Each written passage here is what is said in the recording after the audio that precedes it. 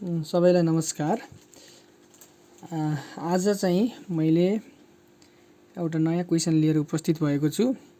Question छ SC 2081 सन् 2025 को गण्डकी प्रोभिन्समा सोधिएको प्रश्न।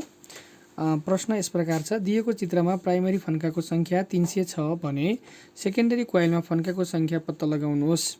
If number of primary turns is 300, calculate the number of turns in the secondary coil in the given figure. र यहाँ फिगर पनि दिएको छ हामीलाई। फिगर चाहिँ यतापट्टि प्राइमरी वाइन्डिङ्स, उतापट्टि सेकेन्डरी वाइन्डिङ्स हैन। यहाँनिर चाहिँ 220 भोल्ट दिएको छ भने एसी मेन्स लेखेको छ इनपुटमा, आउटपुटमा चाहिँ 44 भोल्ट एसी भनेर लेखेको छ। अब यो हिसाब गर्नु जान्नुभन्दा पूर्व सबभन्दा पहिला हामीले एउटा फर्मुला आवश्यक पर्छ।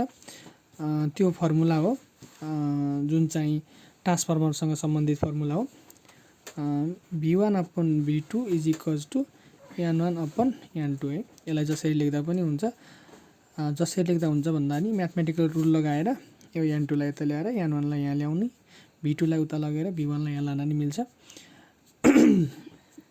यो V1 र N1 भनेको यो भनेको भोल्टेज भनेको, यो चाहिँ प्राइमरी 1 ले चाहिँ प्राइमरी कोइलमा चाहिँ भोल्टेज अनि 2 ले चाहिँ secondary कोइलमा voltage.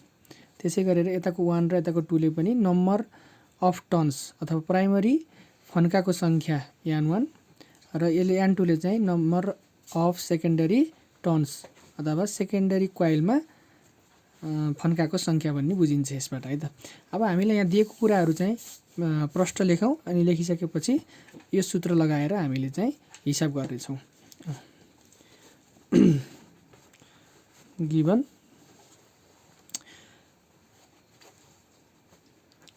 V1 is equals to 220 volt, V2 is equals to 44 volt, N1 हामीलाई प्राइमरी फन्काको संख्या 300 भनेको छ, त्यसकारणले N1 is equals to 300 and N2 is equals to हामीलाई पत्ता लगाउनु पर्छ वाट छ। फर्मुला अनुसार by formula N2 upon N1 is equals to V2 upon V1। यसलाई जसरी पनि मिलाएर लेख्नु मिल्छ भन्नुको अर्थ म्याथमेटिकल नियममा आधारित रहेर मैले यसलाई चाहिँ सजिलोको लागि यहाँ राखेँ।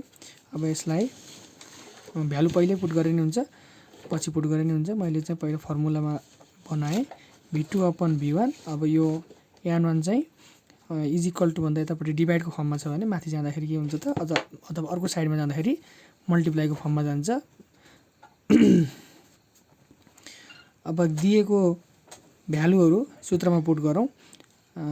राखिसकेपछि चाहिँ V2 को भ्यालु चाहिँ 44 अनि त्यस पछाडि V1 को भ्यालु 220 अनि N1 को भ्यालु चाहिँ 300। अब यसमा चाहिँ हामीले क्याल्कुलेट गरेर यसलाई गर्न सकिन्छ है त। मैले फेरि त्यो क्वेशन मेरो अझै 44 मल्टिप्लाई 300